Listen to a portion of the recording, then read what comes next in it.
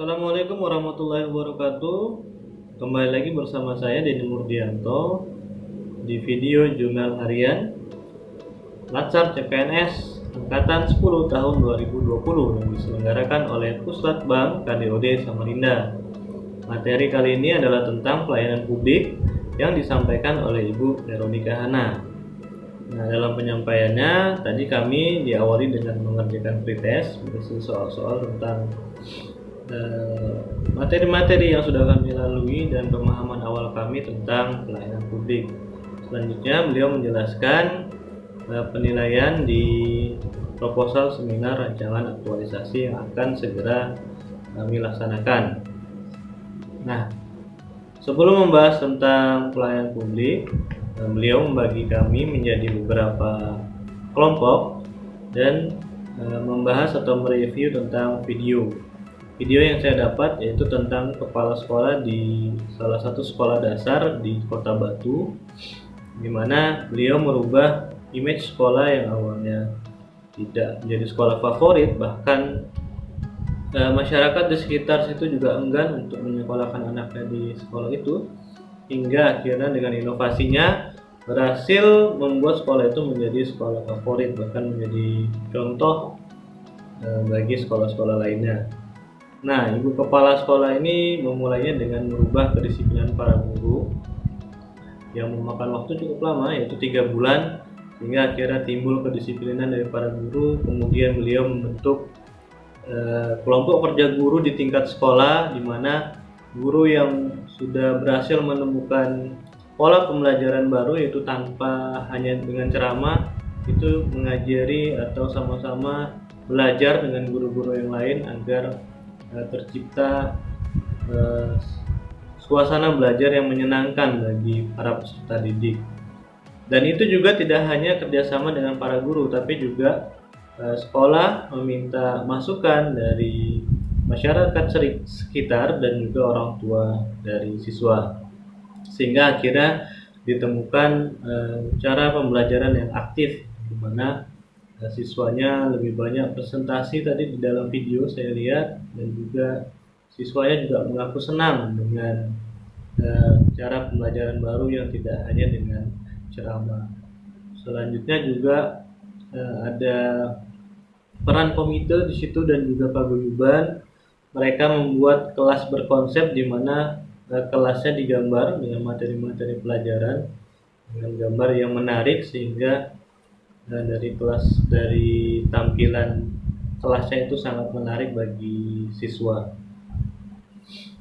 Kemudian hal-hal yang bisa diambil dari video itu yaitu adalah bahwa peran pemimpin itu sangat penting untuk memajukan organisasi yang dipimpinnya. Selanjutnya juga kita harus bisa buka gitu ya, harus bisa siap menghadapi atau lepas dari posisi kenyamanan kita ya. Jadi kita harus keluar dari zona aman dan zona nyaman kita untuk mampu membuat inovasi atau terobosan. Oke, selanjutnya tadi juga dibahas tentang perjalanan pelayanan publik gitu ya. Ada mulai dari out public administration yang lebih mengedepankan pendekatan politik dalam menjalankan pelayan publik, itu kemudian merubah menjadi konsep new public management, di mana lebih kepada melayani pelanggan. Di sini sudah muncul nilai-nilai komitmen mutu, yaitu dengan menggunakan pendekatan ekonomi, sampai yang berkembang sekarang yaitu new public service, yaitu dengan pendekatan demokratis. Nah, di Undang-Undang 25 tahun 2009 itu dibahas tentang pelayanan publik. Pelayanan publik itu sendiri adalah kegiatan pemenuhan kebutuhan pelayanan sesuai dengan peraturan perundang-undangan bagi setiap warga negara dan penduduk, yang bisa berupa pelayanan barang, jasa, dan pelayanan administratif. Juga tadi dibahas tentang kriteria pelayanan, yaitu yang kriteria yang tak terlihat atau abstrak, kemudian heterogen, itu artinya karena kita melayani banyak orang, karakter setiap orang itu berbeda-beda, dan juga dibahas tentang bahwa karakteristik itu tidak bisa dipisahkan antara produksi dan konsumsi. Selanjutnya juga dibahas tentang eh, patologi birokrasi serta dimensi pelayanan publik yang mencakup nilai-nilai aneka yang sudah dipelajari di materi-materi sebelumnya. Nah, refleksi yang bisa saya ambil dari pembelajaran pelayanan publik ini yang pertama adalah bahwa kita tidak harus menunggu menjadi pemimpin untuk bisa melayani dengan baik.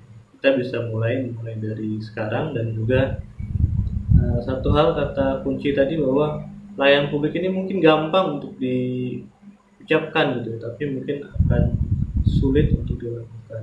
Tapi bukan tidak mungkin tidak bisa. Nah, untuk tindak lanjut saya, selanjutnya saya akan terus memperhatikan nilai-nilai pelayanan publik ini. Saya sebagai dosen, berarti saya harus melayani mahasiswa saya dengan lebih baik lagi, serta juga di kegiatan penelitian dan pengabdian harus melakukan pelayanan yang lebih maksimal pada masyarakat. Oke, sekian mungkin video dari saya untuk materi pelayanan publik. Mohon maaf apabila banyak salah kata.